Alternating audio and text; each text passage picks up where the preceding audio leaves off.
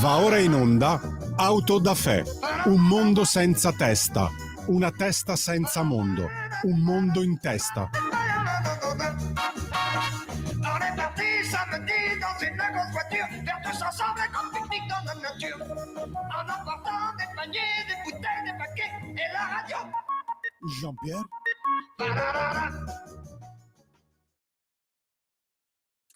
Buongiorno a tutte le ascoltatrici, a tutti gli ascoltatori e buongiorno alla nostra ospite di stamani di Auto da Fè. Buongiorno a Martina Piazza, che ho il piacere di avere collegata con noi. Buongiorno Martina. Buongiorno Giulio. Criminologa, certificata dall'Associazione Italiana di Criminologia, laureata in giurisprudenza con specializzazione in criminologia, con una tesi proprio sul caso di cui parleremo e che abbiamo già affrontato tante volte qui a Radio Libertà, ovvero il caso della strage di Erba, alla quale si è avvicinata Martina in virtù del rapporto con il professor Carlo Torre, medico legale e un nume tutelare della medicina legale in Italia e non solo, a livello internazionale, che è stato tra l'altro anche nostro ospite un paio di volte per delle memorabili, per quanto mi riguarda, conversazioni proprio sulla strage di Erba qui a Radio Libertà. Martina Piazza si laurea dunque su questa questione della strage di Erba e questo tema è diventato poi un libro del quale parleremo proprio oggi. Ci arriviamo. Ha condotto ricerche e approfondimenti su tematiche relative anche al carcere, alla detenzione, alla psicologia penitenziaria. Ha vinto la prima edizione del premio letterario Racconti Gialli, sezione Campus, indetto da Ne Roma Noir Festival 2024. Voglio citare anche una tua attività che reputo molto preziosa, Martina. Sei referente regionale per il Piemonte e la Valle d'Aosta per l'Associazione del Terzo Settore Seconda Chance, che porta lavoro, formazione e sport in carcere per supportare il reinserimento sociale dei detenuti a fine pena o ex tali.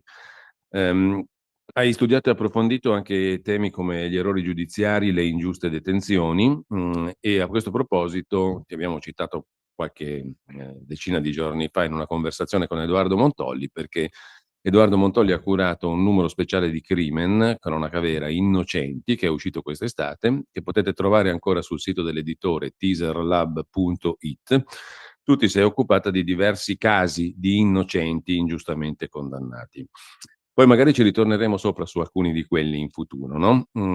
Una pregevolissima pubblicazione, una galleria di casi che sono veri e propri orrori giudiziari e anche investigativi. Ma veniamo a questo libro, si intitola L'erba dei vicini, lo troveranno i nostri ascoltatori in sovrimpressione, evoluzione di un'indagine, edito da Golem Edizioni. La prima uscita è stata nel 2024, nel giugno 2024, con una prefazione molto preziosa dell'ex magistrato Kuno Tarfusser, che ha scritto delle cose molto interessanti proprio in apertura del tuo libro. Intanto, che sviluppo c'è tra la tua tesi e questo libro, Martina? Partiamo da qui. Che legame c'è? Sì, allora c'è un legame molto intenso, nel senso che quando mi sono approcciata intanto alla ricerca su questo caso non avevo ancora idea di poterlo far poi diventare un saggio, un libro che potesse essere proposto al pubblico. Ero molto affascinata da questo caso in tutte le sue sfaccettature proprio dal punto di vista tecnico-scientifico, e quindi è per questo che appunto mi sono proposta al professor Torre per scrivere la tesi di laurea in medicina legale, e lui mi ha proposto poi questo caso di cronaca. Per rispondere quindi subito alla tua domanda, quando poi mi sono laureata mi sono resa conto, anche su consiglio di persone a medicina che avevano letto il frutto della mia tesi di laurea, che è proprio una tesi di laurea di ricerca alla fin dei conti, che poteva diventare qualcosa di più ancora divulgativo e magari essere proposto al pubblico. Quindi mi sono vicendata, ho cercato delle case editrici che potessero essere interessate e con mia grandissima sorpresa e molta gioia la Golem mi ha risposto con grande entusiasmo perché appunto ha anche una linea di testi che si occupano proprio di crime, thriller e questo tipo di scrittura. E quindi hanno spinto molto perché io potessi editare la mia tesi di laurea e farla diventare un testo perché non potevo proporla così com'era. Quindi mi sono messa lì in meno di un anno, diciamo, l'ho un po' ritoccata, cercando di non essere troppo didascalica perché sicuramente non potevo proporre a un pubblico che non ha magari conoscenza di determinati tecnicismi e un linguaggio giuridico troppo specifico il testo della tesi. Quindi l'ho rivisto, rivisitato, ho lasciato abbastanza intatta la parte del capitolo sull'indagine medico-legale perché credo che sia importante però anche far conoscere da quel punto di vista questa parte dello scritto e il resto ho cercato di adattarlo e poi anche riempirlo di nuovi spunti che all'epoca in cui mi sono laureata magari non avevo ancora inserito nella tesi perché poi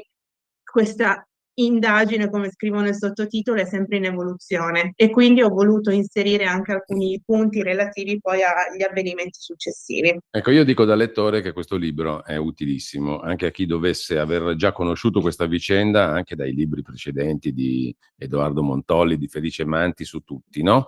Sì. Ecco, anche per chi si fosse documentato su quelle opere che aprirono la strada a tante altre approfondimenti, comprese le trasmissioni che dedicammo a questa vicenda qui alla radio, proprio in virtù di quei libri. Ecco, anche chi ha letto tutto, o crede di aver letto tutto, si trova davanti a un libro, il tuo, Martina, estremamente utile sotto moltissimi profili, sotto il profilo giornalistico, di ricostruzione giornalistica, ma anche sotto il profilo di approfondimento giuridico e criminologico.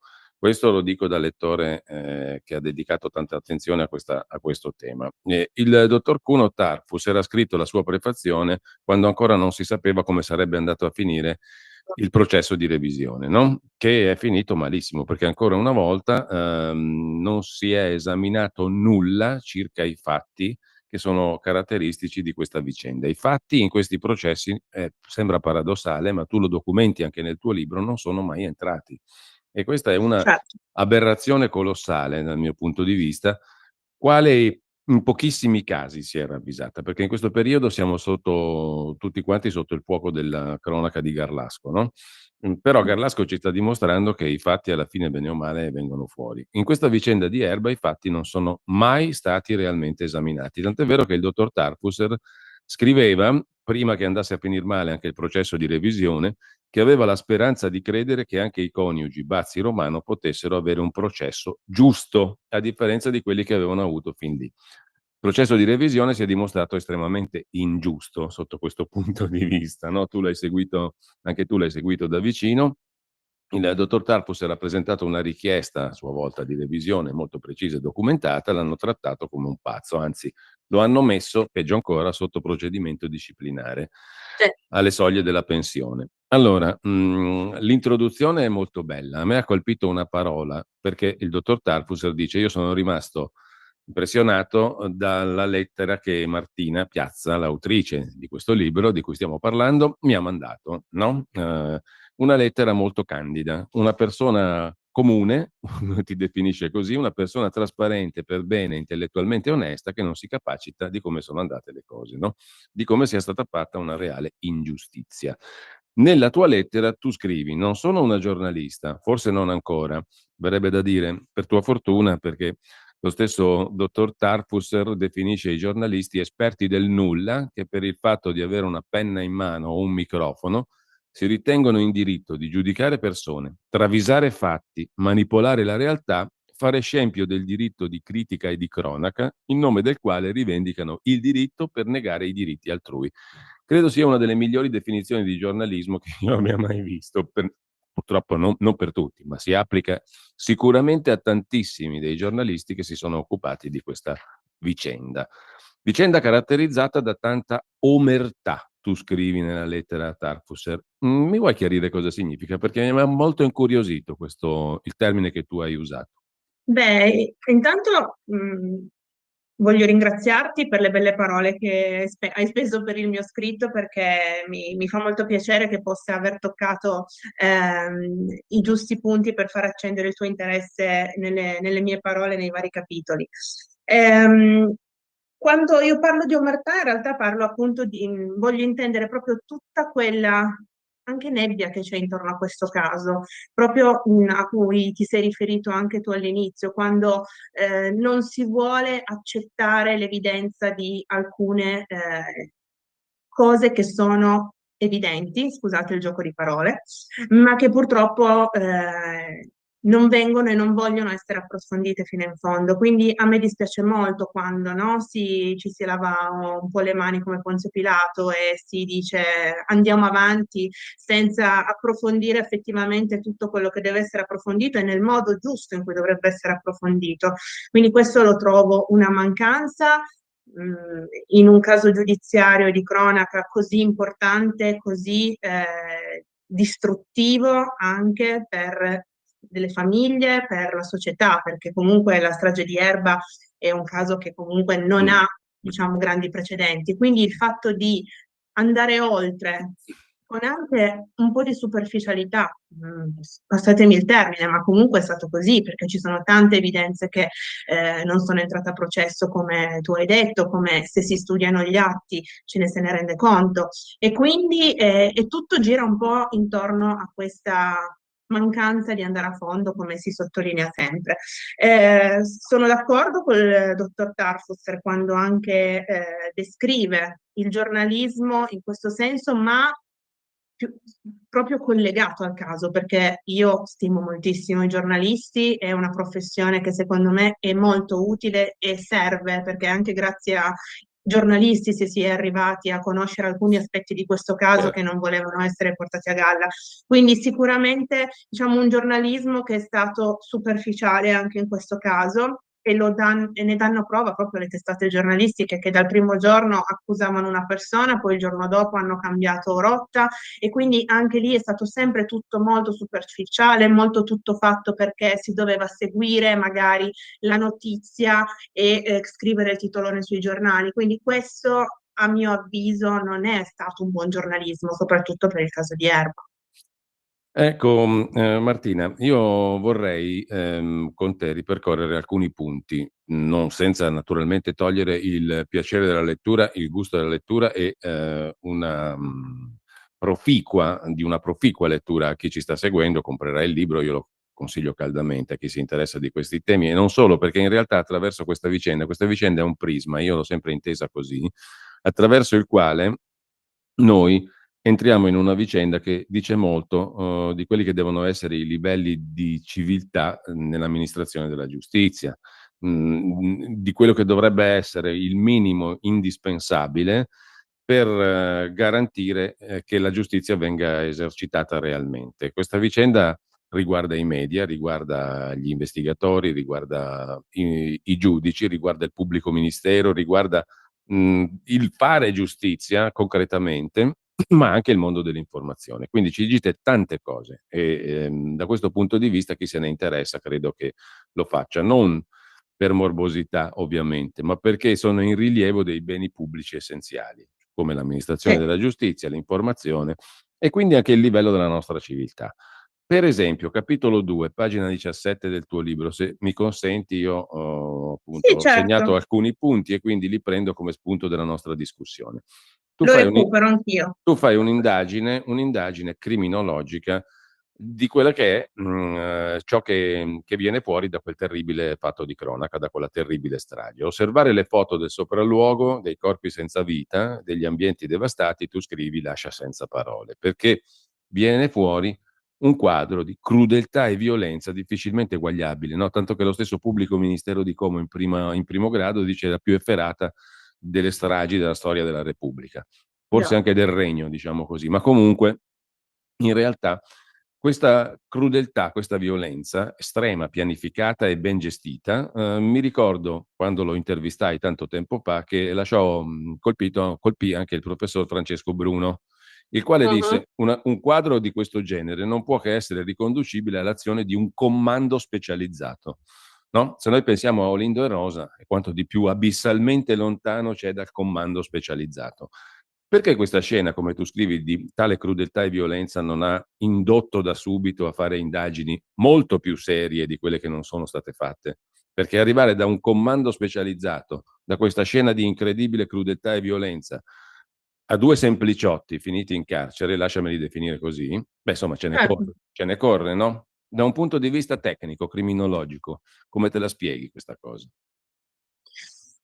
Beh, allora, da un punto di vista tecnico-criminologico me la spiego solo da come una situazione in cui era così difficile andare ad analizzare una scena del crimine così devastante, che ci sarebbe voluto molto, molto, molto più tempo di quello che effettivamente poi è stato.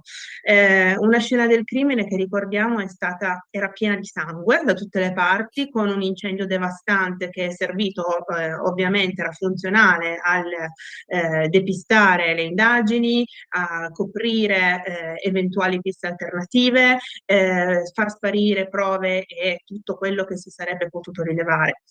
Quindi, sinceramente, dal punto di vista criminologico, il sopralluogo è stato fatto in maniera abbastanza superficiale anche in questo caso. Non voglio assolutamente puntare il dito contro nessuno perché, ripeto, Ecco, per esempio, tu a pagina 24 scrivi chiaramente ai documenti nelle pagine successive che sono di una lettura efficacissima, che documenti come racconti come la scena del crimine in realtà non sia stata affatto preservata, no? No, no, no, no, no, infatti è quello che poi a cui volevo arrivare, perché Mm. comunque la letteratura e anche grandi studiosi e professori insegnano che la scena del crimine innanzitutto deve essere preservata da inquinamenti esterni, cosa che in questo caso è stato fatto molto male, quasi per nulla. Ripeto, era una scena del crimine difficilissima, molto complessa, perché queste enormi quantità di acqua che hanno portato via Mm. detriti, sangue, tutto quello che poteva essere ritrovato in questi ampi spazi, sicuramente non ha giovato, ma proprio per questo io ribadisco che forse ci sarebbe voluta un po' più di attenzione nel repertare, nel approcciarsi agli ambienti, cosa che infatti anche dalle foto che io ho osservato, come tu hai detto Mm. poco fa, Ecco, che erano foto.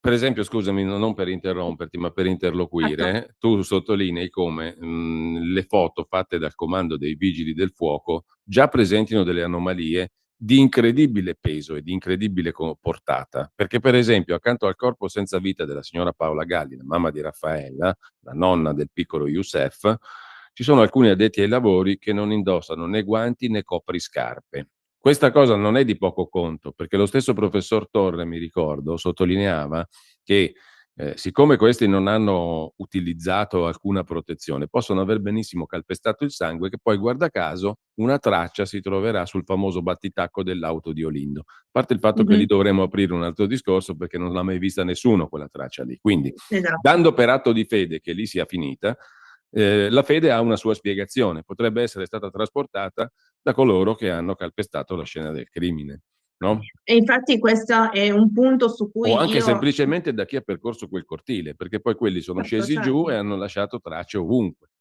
Questo è infatti un punto su cui io torno sempre molto quando mi trovo a dover dialogare, parlare di questo caso, perché dalle evidenze scientifiche si vede proprio dalle riprese, dalle foto, le abbiamo esaminate anche insieme al dottor Torre e alla dottoressa Vasino all'epoca, proprio come purtroppo gli inquirenti e i soccorsi che sono arrivati sulla scena, al di là dei vigili del fuoco, che loro non potevano sapere quando sono entrati quale sarebbe stato le condizioni dell'ambiente che avrebbero trovato, veramente sono appunto senza i dispositivi di protezione, quindi non hanno questi calzari. Si vede una strisciata del corpo, il sangue che lascia proprio una macchia lungo il corridoio, fin verso il pianerottolo, e lì tranquillamente può essere intervenuto un calpestio da parte di chi ha portato via i corpi. Tra l'altro poi Olindo stesso, faccio solo un passo avanti visto che hai nominato Sì. la macchina sul battitacco, semplicemente per dire questo, lui dice di essersi cambiato le scarpe, no? Nella famosa lavanderia prima di andare al McDonald's, e che la macchiolina può essergli caduta dai capelli. Quindi in questo senso non avrebbe, cioè non potrebbe neanche arrivare da un calpestio delle sue proprie scarpe, al di là del fatto che questa macchia effettivamente non si vede, quindi è molto difficile poter stabilire anche la provenienza e tanti altri dettagli tecnici in merito.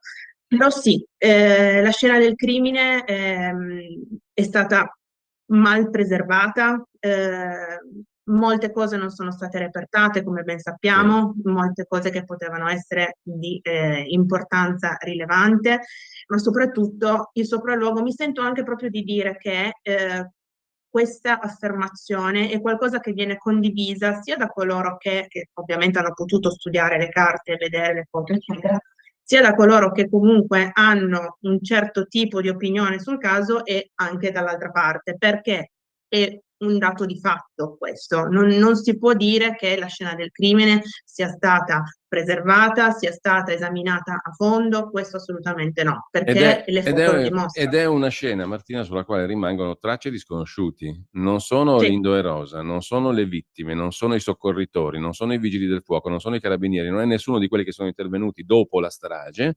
C'è un'impronta di scarpa nel pavimento e sul cuscino dell'appartamento della signora Cherubini di Mario Sì. Frigerio, che non è stata ricondotta a nessuno. Ci sono tracce di Dicono impronte alcuni di che possano sangue essere dei vigili, sul però muro. non è No. confermato. Comunque, Tracce sul muro. questa scena del crimine, oltre a non essere preservata, non è stata neanche analizzata fino in fondo, perché ci sono tracce di No, sangue sul infatti, terrazzino.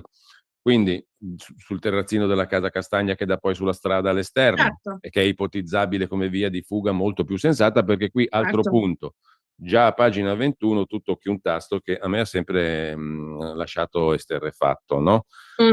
Mm, Tra il momento in cui scoppia l'incendio e lo vedono praticamente subito i vicini, perché siamo in sì, una corte, chi è stato lì, sì, come te, come me, come chiunque conosca la corte della strage di Erba, è una corte chiusa, dove certo, l'interno è visibilissimo.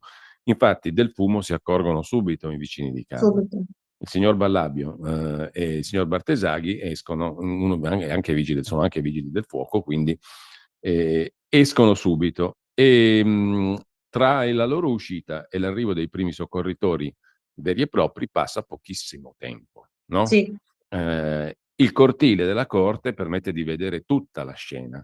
E se si ipotizza, come fanno le sentenze, che Olindo e Rosa scendono giù dopo aver compiuto la strage, hanno già tutti gli occhi degli altri abitanti della corte addosso. Mm? certo.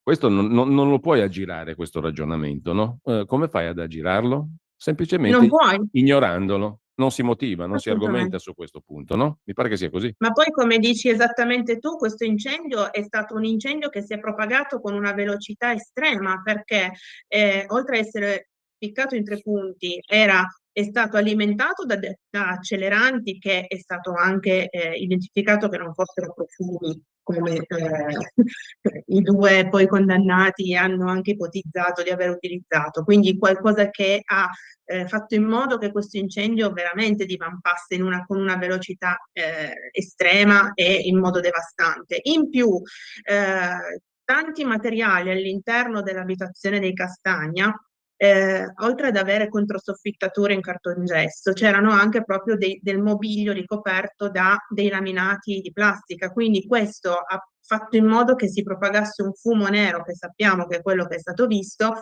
in maniera molto veloce, molto pesante e molto evidente, proprio per il fatto che ci fosse questa plastica di mezzo, e quindi è per quello che c'è anche questo colore così scuro, così nero, che viene subito individuato. In più vorrei sempre sottolineare un altro aspetto che per me è anche fondamentale: tutto questo viene sempre fatto in circa 10 minuti al buio e in silenzio. Quindi anche qua mi dico, come possono aver Olindo e Rosa effettuato un massacro di tale portata in completo silenzio, al buio, fuggire velocissimamente senza essere visti? Cioè ci sono tantissime cose che non tornano, anche del modo in cui si è Certo. proprio sviluppato il fatto. Allora, all'inizio viene indicato come responsabile e sui giornali del giorno dopo la Sì. strage comparirà il suo nome, Azouz Marzouq, il marito di Raffaella Castagna, il quale era invece in Tunisia. Quindi un clamoroso granchio, avallato anche dalla Procura di Como con una conferenza stampa notturna, siamo sulle tracce dell'assassino e il marito di Raffaella Sì. Castagna. Non era così. Un'altra opzione di indagine riguardava invece il coinvolgimento nei fatti della famiglia Castagna. Tu fai riferimento anche a questa questione, a pagina 28 del libro. Questa pista però non sembra essere stata percorsa in maniera dettagliata, o no? Per quanto mi riguarda, da quello che ho potuto studiare e leggere, no, nel senso che comunque è stata subito poi archiviata, messa da parte e quindi loro non sono assolutamente considerati coinvolti nei fatti. La pista che è stata più battuta subito e più a lungo è stata quella del tunisino, il marito di Raffaella, Azouz Marzouq, perché anche nella situazione all'epoca, visto che c'era stata la legge sull'indulto, eccetera, sembrava diciamo, il colpevole perfetto. Sì. Poi, per sua fortuna, non era in Italia, perché sennò oggi sarebbe lui al posto di Olinda Rosa. Quindi, però, questa è stata quella più a lungo battuta dalla stampa nei giorni immediatamente successivi. Ecco, diciamo che le piste alternative a Olindo e Rosa risultano essere state battute poco e niente, diciamolo Sì, pure. E alcune sì, delle questioni che avrebbero legittimato le piste alternative e indagini su piste alternative sono state affrontate ictu oculi, per dirla alla latina, mm, dal luogotenente Gallorini. Dobbiamo fare nome e cognome perché l'investigatore principale era lui. sì, Lui fa degli esperimenti giudiziali molto caserecci, diciamo così, che sì. vengono presi come tali, cioè sulle vie di fuga, sui rumori sentiti dagli inquilini del piano di sotto. Li fa lui alla buona, diciamo così, e vengono presi come, come diciamo degli Effettivi, esiti sì. accettabili, degli esiti processualmente accettabili. Ecco, un'altra cosa che non mi sono spiegato, tu come te la spieghi da Sì. criminologa? Come E faccio a in questo prendere per buoni gli esperimenti caserecci di un inquirente su una vicenda così grave? Ma infatti in questa vicenda ci sono tante cose inspiegabili a cui non riusciamo a darci delle risposte, perché non possiamo comprendere come effettivamente possa essere messo nelle mani tutto completamente del maresciallo dei carabinieri e senza quanto pare ci siano effettivamente delle deleghe da parte degli inquirenti, del pubblico ministero. Quindi è tutto molto... c'è sempre un punto interrogativo su ogni domanda che ci si pone. Certamente sono delle cose che non sono state fatte sempre nel modo Mh. migliore, nel modo più corretto. E io la risposta purtroppo del Mh. motivo del perché non ce l'ho, come non ce l'ha quasi nessuno. Allora, dobbiamo fermarci un attimo, pochissimi Sì, minuti e poi ritorniamo in onda. Tra pochissimo con Martina Piazza e il suo libro "L'erba dei vicini, evoluzione di un'indagine", prefazione di Cuno Tarfusser, Golem Edizioni. A tra poco. Stai ascoltando Radio Libertà. la tua voce libera, senza filtri né censura. La tua radio.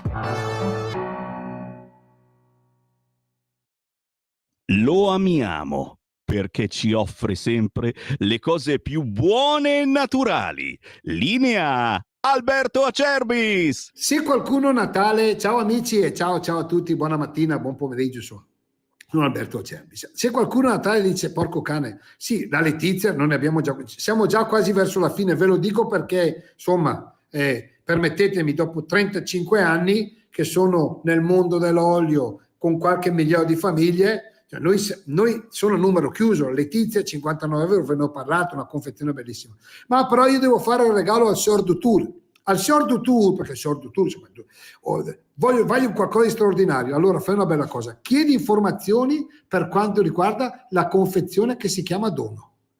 Chiama 030 68 40 408, tu non vuoi sbattimenti, hai ragione, chiami qui, dici mi spieghi com'è la confezione dono, o meglio ancora vai a vederla sul sito olioacerbis.com, vai, sezione natalizia, vedi la confezione dono e capirai che tu, mentre gli altri si rompono i marron glacé a girare su tangenziale, a litigare, coppie che saltano, psicologi che devono unire le famiglie distrutte per i regali di Natale, ma hai visto che il regalo non era bello, dovevi regalare questo, te l'avevo detto.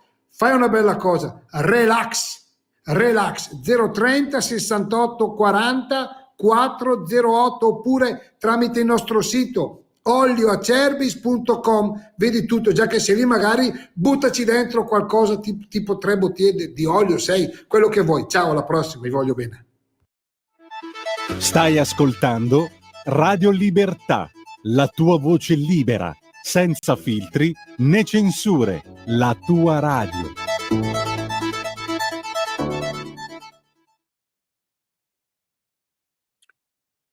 Rieccoci in onda, stiamo parlando con Martina Piazza, criminologa.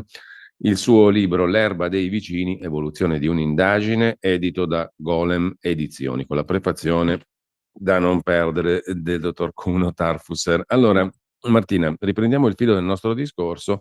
Un altro punto essenziale del tuo libro, un altro capitolo, si occupa, come dicevi tu prima, di autopsie e contestazioni, perché noi abbiamo fondamentalmente la prima relazione autoptica del dottor Scola e poi l'intervento, per quanto riguarda la difesa di Olindo Romano e Rosa Bazzi, del professor Torre e della dottoressa Valentina Vasino.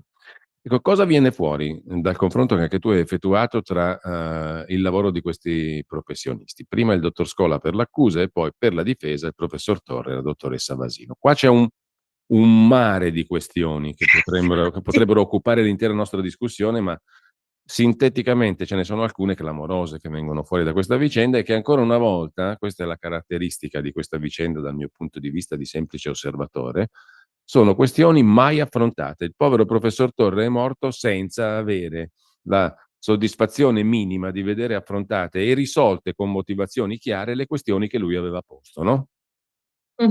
Assolutamente sì, ma allora infatti magari adesso cerco di essere sintetica proprio per non andare lunga.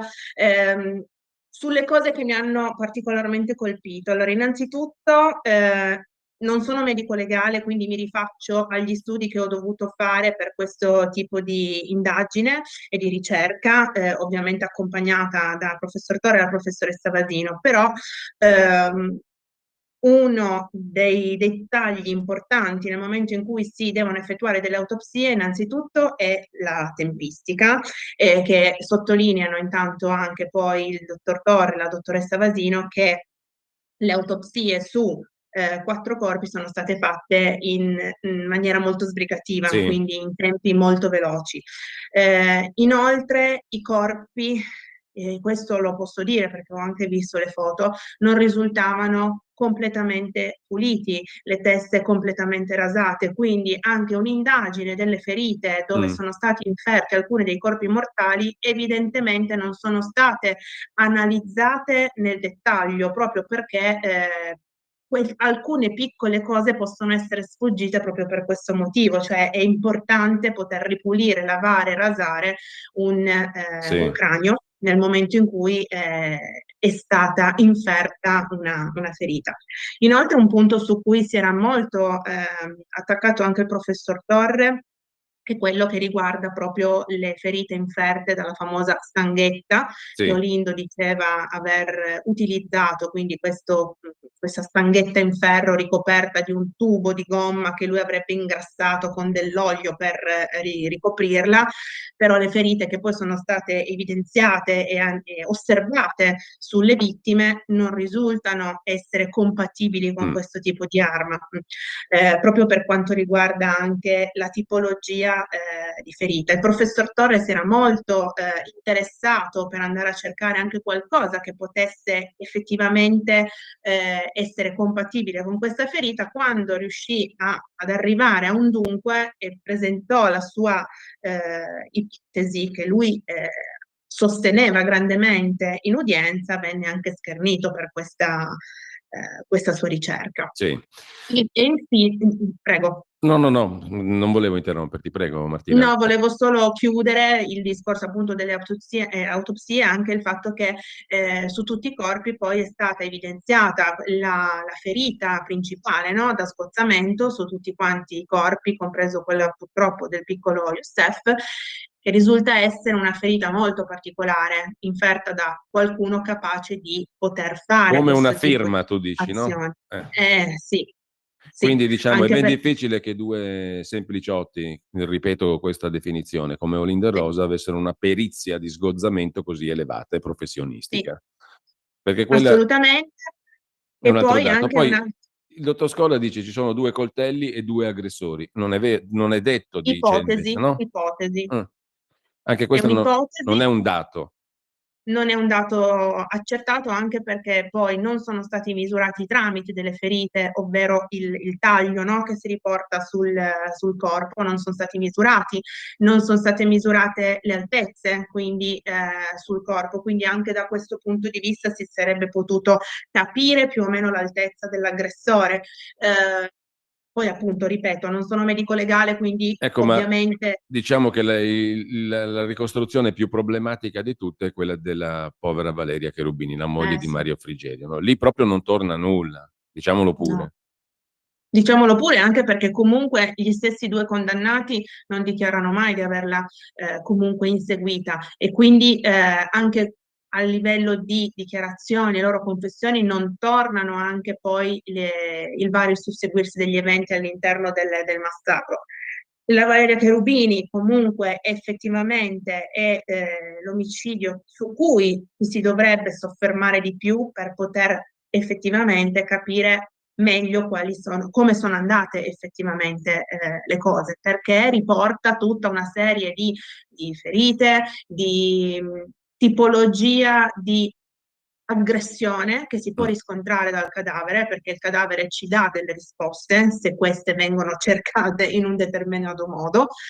Evidentemente Ecco, non hanno voluto tre cercarle. cose, no? 3 cose, Martina Clamorosa, ce ne sono tantissime. Chi legge il libro le trova tutte, ma la prima, è impossibile che una donna con quei colpi che ha ricevuto abbia fatto 2 rampe di scale per andare a morire a casa sua, oltretutto senza avere tracce di Nell'affanno, sangue all'interno dei polmoni, certo. quindi il che vuol dire che quelle ferite le ha ricevute quando era già a casa sua sopra e poi è morta lì, perché la pozza di sangue è lì, perché c'è sangue da schizzo lungo il perlinato del suo appartamento fin sul soffitto e poi c'è una tenda che nessuno ha mai esaminato nella quale ci sono colpi da coltello. Questo il professor Torre lo ha documentato in maniera ineccepibile, solo che questa tenda è sparita e nessuno l'ha esaminata, così come il giaccone della povera signora Cherubini.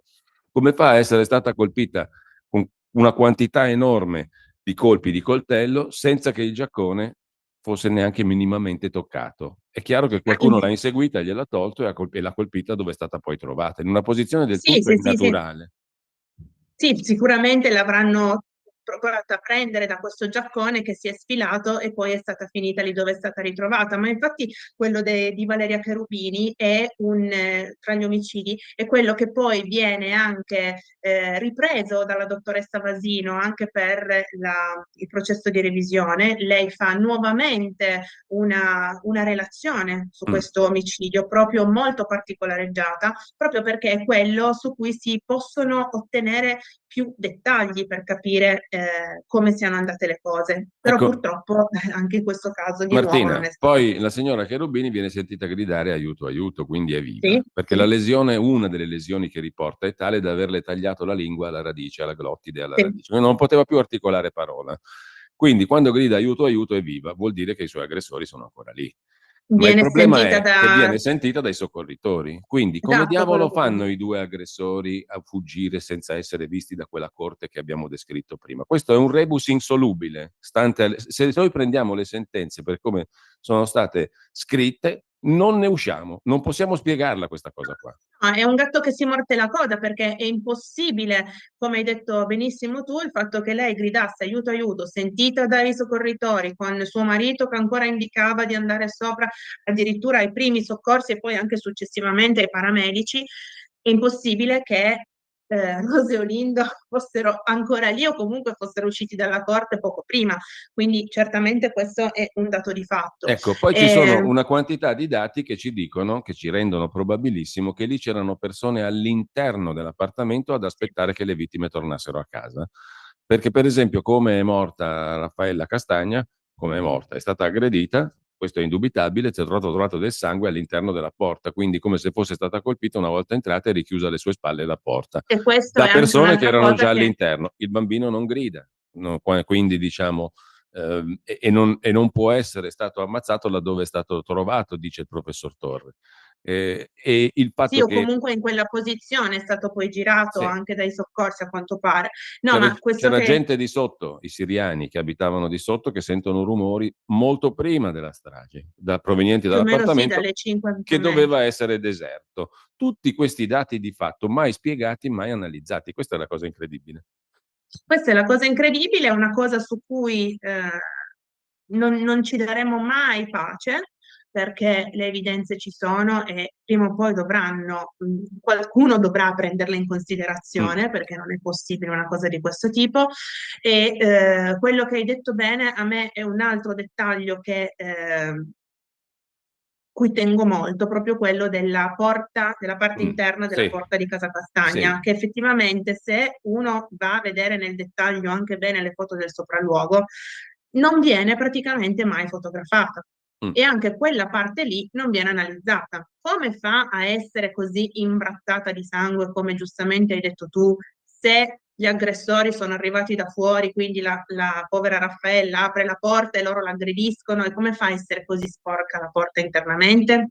certo. Ce lo spiegano? No, non ce lo No, non spiegano c'è. neanche questo. Questo qui è un processo nel quale le cose che non tornano vengono ignorate, non affrontate, motivate, spiegate, confutate. È una cosa che mi ha sempre colpito e continua a colpirmi, perché anche nel processo di revisione è andata così. Elementi nuovi a profusione, che tanti erano anche vecchi, perché sappiamo che la revisione si basa, il concetto di novità, anche su cose mai Certo, affrontate prima, quindi certo. andavano spiegate e affrontate. Niente.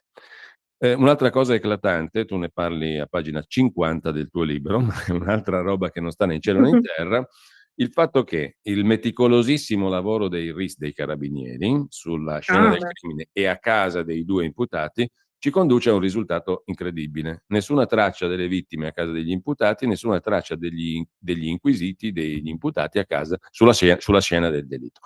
Per un delitto così atroce, così pieno di sangue, così mostruoso, è impossibile pensare a una cosa del genere, no? Un principio fondamentale della criminologia è anche questo proprio, il fatto che comunque qualcosa deve esserci da una parte o dall'altra. In questo caso, quindi, la scena del crimine avrebbe dovuto lasciare qualcosa di sé, no? Sugli offenderi. In questo caso non c'è, soprattutto in due persone, come abbiamo detto all'inizio, come Rose e Olindo, che sono due, passatemi il termine, poveretti, ma sono proprio così. È stato detto che lei è una arditissima signora donna delle pulizie, quindi sapeva come, ma com'è possibile questo, quando poi appunto sono stati smontati tutti i sifoni, è stato smontato tutti i filtri della lavatrice, dell'asciugatrice, non è stato trovato nulla all'interno della lavanderia, della loro casa, niente di niente. Allora, se oggi consideriamo che la prova scientifica è una delle prove fondamentali, no, per arrivare anche a un'accusa all'interno di un processo penale, in questo caso la prova scientifica non è proprio stata presa in considerazione, visto che ci dice che non c'è nessuna traccia di Rose e Olindo da nessuna parte. Altro capitolo che tu affronti dettagliatamente, qui andiamo anche per sintesi e Sì, per essere proprio, andare al dunque, e le confessioni. Le confessioni, sì. noi sappiamo, io ho mandato anche in onda quella incredibile conversazione, poi lo hanno fatto anche altre trasmissioni, poi prontamente Mhm. fermate, come Chi l'ha visto a suo tempo, dell'amico Gianloretto Carbone, quando ha mandato in onda anche questa intercettazione poco prima delle famose confessioni del 10 di gennaio, 2 giorni dopo Sì. che sono arrestati, nelle quali Olindo dice: io confesso perché sono 2 giorni in isolamento, non vedo più mia moglie, Mi hanno raggiunto i carabinieri che dovevano prelevarmi le impronte, sono rimasti poi, si scoprirà, ore e ore a farlo parlare di confessioni e di tutto il resto, e a dirgli che se tutto sommato da lì non sarebbero più usciti, a meno che lui non avesse magari ammesso qualcosa, così che liberava sua moglie e la faceva uscire. Olindo fa pari pari questo discorso a sua moglie, a Rosa, e dice: mi è venuta questa idea, io confesso, così almeno tu esci. Lei sbigottita: noi non abbiamo fatto niente, io mi butto sotto un treno se esco da qui. E così inizia la sarabanda delle confessioni. 243 errori per lui, fantasie incredibili, le confessioni di lei che non stanno né in cielo né in terra. Per tirarla corta fanno sentire a lei quello che ha detto lui e lei dice sì, sì, sì, sì, sì, sì.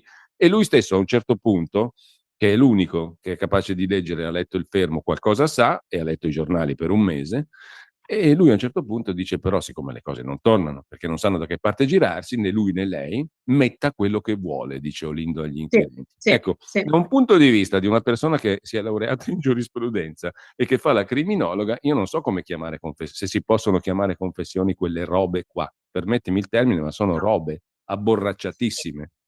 Io sono molto triste quando si affronta questo argomento, perché è un qualcosa che va proprio a dilaniare anche, no, ogni certezza che si può avere sulla giustizia, che per me è un elemento fondante anche della mia esistenza. E quando sento questo tipo di cose, quelle robe come le chiami tu, mi dico: ma dove siamo arrivati? Perché Olindo effettivamente dice metta quello che vuole, a un certo punto scocciato, perché continuano a incalzarlo, no? Attraverso delle domande cui loro vogliono che lui risponda in un determinato modo, e la stessa cosa poi fanno anche con Rosa, quando le leggono la confessione, gliela fanno ascoltare di Olindo, lei dice sì o no, oppure le fanno delle domande a cui vogliono che lei risponda in un determinato modo. Lei risponde diversamente e la incalzano dicendole: ma è sicura? Ma è certa? E quindi lei entra in crisi, la mettono in crisi ovviamente, poveretta, e a quel punto, dopo 2 o 3 volte che le chiedono se è sicura di quello che sta dicendo, lei dice a quel punto sì, stanno all'argomento successivo. Allora io mi chiedo: ma questa vogliamo chiamarla confessione o vogliamo darle un altro nome? Perché confessione questa non è. Poi dicono delle cose completamente differenti. Uno dice che avevano i guanti in tessuto, l'altra dice che avevano i guanti in plastica. Lui parla di 3 sacchi, lei parla di un unico sacco, che poi diventano di nuovo magicamente 3 quando viene di nuovo incalzata dagli inquirenti.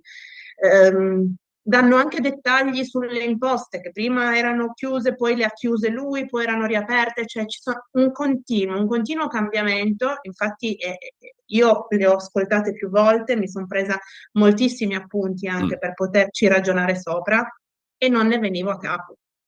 Allora, Non- procedo ancora, Martina, per punti, visto che ci avviciniamo anche al termine della conversazione. Sì, La testimonianza di Mario Frigerio, tu dedichi anche un capitolo, il sesto, la memoria, a questa sì. questione, no? Le incongruenze, perché Frigerio inizialmente, per un bel po' di tempo, con gli inquirenti, con i suoi figli, con chiunque, sostiene di non conoscere affatto l'aggressore. Non era di qui, non è del posto, ha fattezze completamente ignote a lui e totalmente differenti da quelle del futuro aggressore Olindo. Di Rosa si ricorderà solo in udienza, a In 1 anno e udienza. passa di distanza, non lo nomina nemmeno. Il No. cambio di versione sua avviene in virtù dell'intervento del già citato luogotenente Gallorini.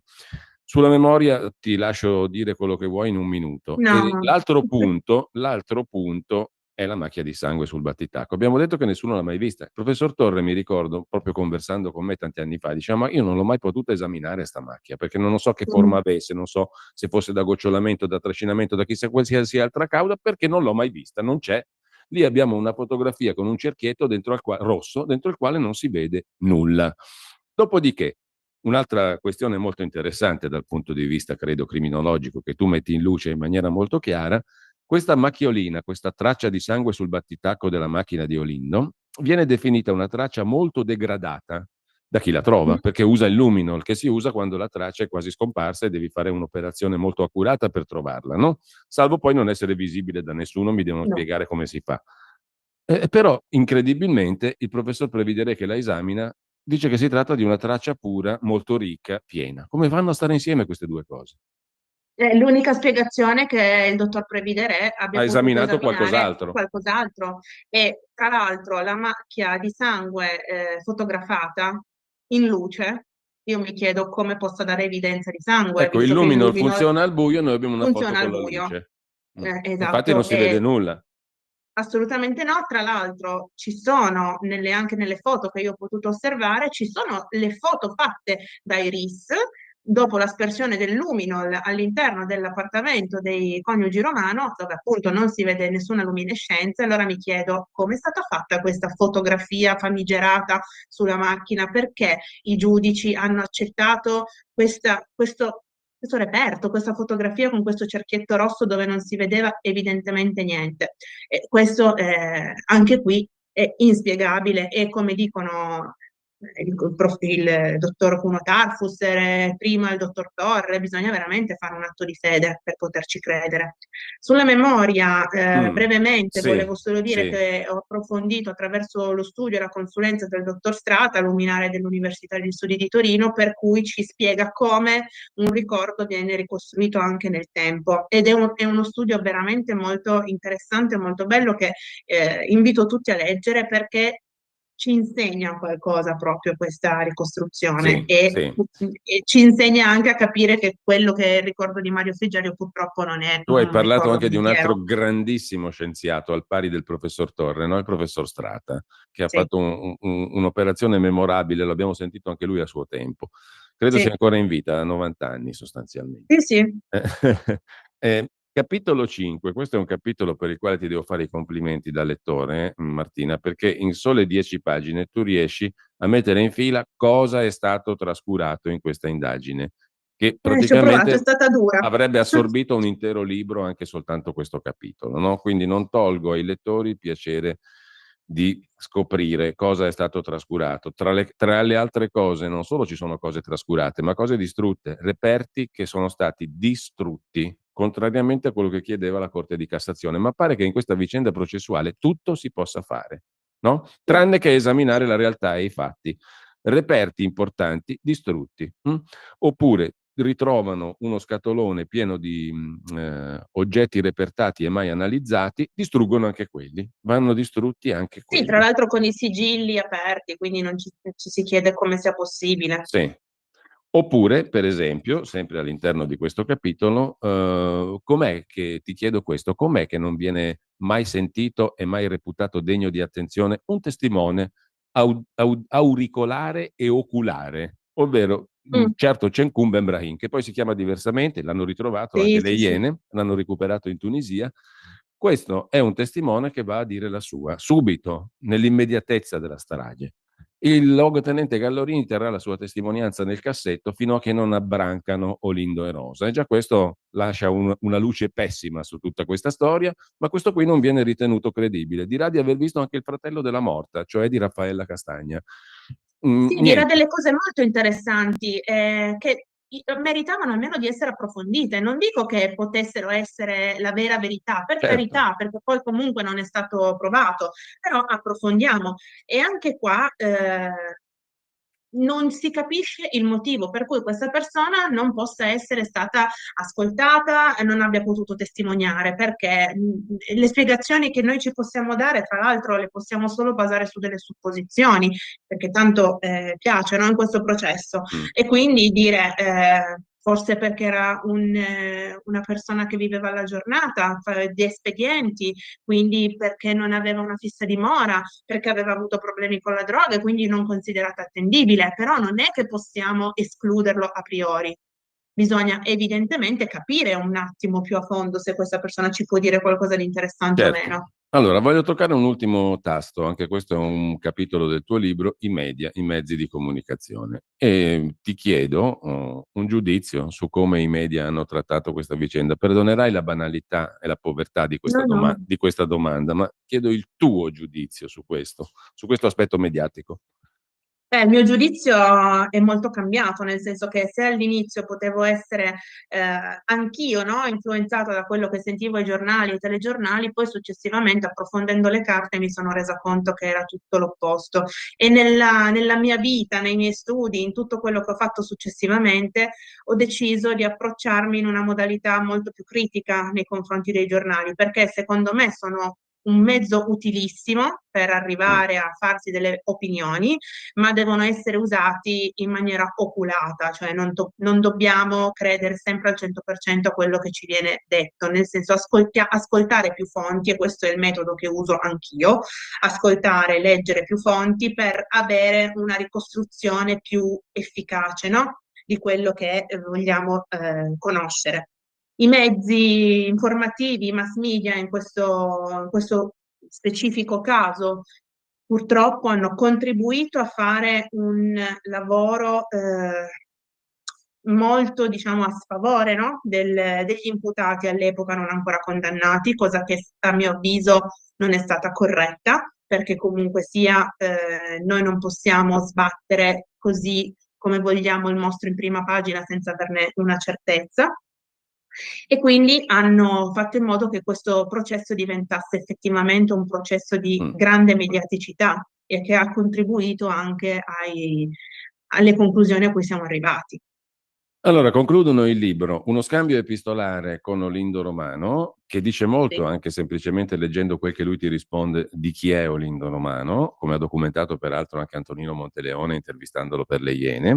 Anche questa è una parte molto interessante del libro. Una conversazione con l'avvocato Fabio Schembri, una con la dottoressa Valentina Vasino e poi con il dottor Tarfusser. A conclusione di questa puntualissima e complimenti, sinteticissima ricostruzione, perché sei riuscita a passare in un libro che alla fine, comprese le interviste, sono 130 pagine, tantissimo materiale. Quindi chi lo legge ha un vero e proprio Bedecker, una sorta di enciclopedia della vicenda della strage di Erba, Grazie. in sintesi estrema, davvero. Intanto io ringrazio Martina Piazza per questa conversazione. Secondo te, quando salterà fuori la verità? Permettimi di farti un'altra domanda banale e un po' stupida, ma lo dico sfruttando anche le tue competenze tecniche, cercando di farlo. Da un punto di vista criminologico, questa vicenda che cosa ti fa supporre che possa essere riaperta? Da cosa possa essere riaperta? Visto che per i canali tradizionali, compreso il processo di revisione, e lì devo dire c'erano fior di scienziati, il professor Sartori, tanti altri, Sì. per riconnettermi col professor Sartori al lavoro del professor Strata sulla memoria, no? Ma ce n'erano tantissimi, ne abbiamo anche intervistati. Un lavoro monumentale, condensato in una richiesta di revisione documentatissima, piena di fatti interessanti. Ne abbiamo parlato col dottor Capra, appunto con Sartori, con gli altri. Tutto finito in nulla. Allora quella strada lì istituzionale è chiusa. Cosa può riaprire questa vicenda? Non è una domanda stupida, anzi è molto difficile, perché è un caso per cui io spero che ci possa essere una riapertura, ma sarà molto difficile. Certamente hai detto bene, tutte queste relazioni che sono state fatte da grandissimi professori che non sono state prese in considerazione, credo che siano una mancanza enorme anche per i nostri inquirenti e la nostra giustizia, perché non si può trattare così dei cervelli così luminari che noi abbiamo e quindi buttarli nel cestino. Che cosa? Che cosa? Io spero tanto che anche attraverso le convinzioni che ha Zuz e che hanno i suoi avvocati si possa spingere l'acceleratore su questo punto, perché lui, essendo anche una vittima collaterale e anche ovviamente diretta, non crede nella colpevolezza No. di Olindo Rosa e farsi forza anche su questa convinzione potrebbe essere un qualcosa che potrebbe aiutare nuovamente ad arrivare a un'eventuale altra richiesta di revisione. È difficile perché ci vogliono nuovamente nuove prove e spunti, però qui ne abbiamo tanti e Ecco. io mi auguro. No, prego, Martina. Prego. No, No, mi auguro concludi. che il team degli avvocati, che so che sta lavorando sempre molto quotidianamente a trovare un approccio per portare a una possibile riapertura, riesca a farlo nel modo migliore. Insomma, io sono a disposizione anche con quello che posso, come il supporto che posso dare eventualmente. Anche Allora, perché con Olindo siamo in contatto, l'ho conosciuto, mi ha scritto tante cose anche interessanti che io ho sottoposto anche agli avvocati e quindi magari potrebbero essere degli spunti. allora, io mi rifaccio alla parola che tu hai usato nella lettera al dottor Tarfus, omertà. Se qualcuno degli omertosi parlasse, qualcosa si potrebbe riaprire, credo anche. Grazie a Martina Piazza, autrice del libro L'erba dei vicini, evoluzione di un'indagine, Golem Edizioni. Torneremo a risentirci, Martina. Per il momento buona giornata anche a te, buona prosecuzione di ascolto a tutti. Grazie Giulio. Grazie. Grazie. Grazie a tutti. Ba-ba-ba.